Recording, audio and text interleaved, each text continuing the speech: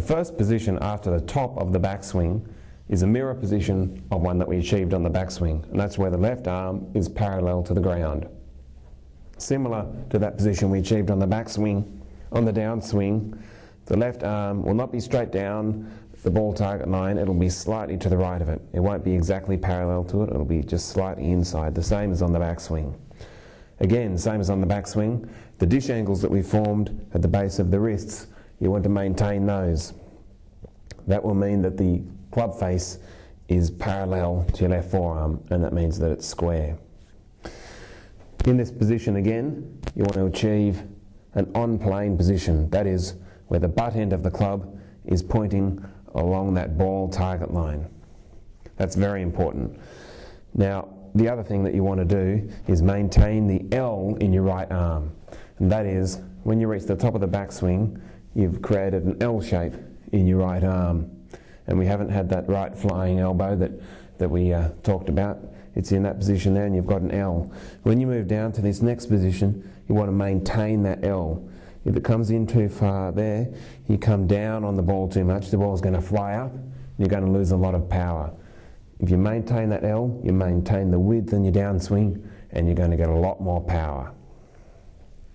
The other thing in this position, from the top of the backswing down to this next position, is that your legs form what's called a sit-down position. Now this creates a very good position to really unwind through the rest of the swings, through the impact position. And this can help you create a lot of power in your swing. The next position in your downswing is again a virtual mirror image of a position that you achieved on the backswing, and that's where the club is parallel to the ground. Now in this position, where the club is parallel to the ground, the shaft will also be parallel to the ball target line, same as in the backswing. Same as on the backswing, the toe will be pointing directly towards the sky. That means that the club face is square. Now, in this position, the common fault that probably most golfers make is that they're coming over the top. They'll be outside the line like that. And this is caused because from the top of the backswing, you've come over the top, you've led with your shoulders, you've tried to hit the ball with all of the might of your shoulders, and you've come over the top. You'll find yourself in that position there, and then that position down there. This is a very common fault, so don't worry.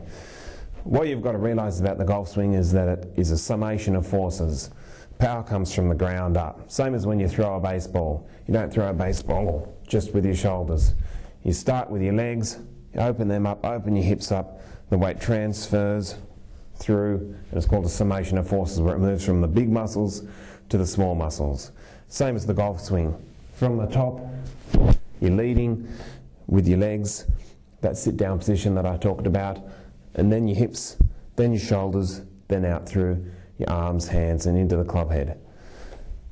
If you've achieved the correct position here, you're a long way to achieving the correct position here. From the top of the swing, don't come over the top with the shoulders like that. Come from the inside and make sure that in this position, once you've reached here, you're starting to unleash your hips. Don't unleash your shoulders right from the top.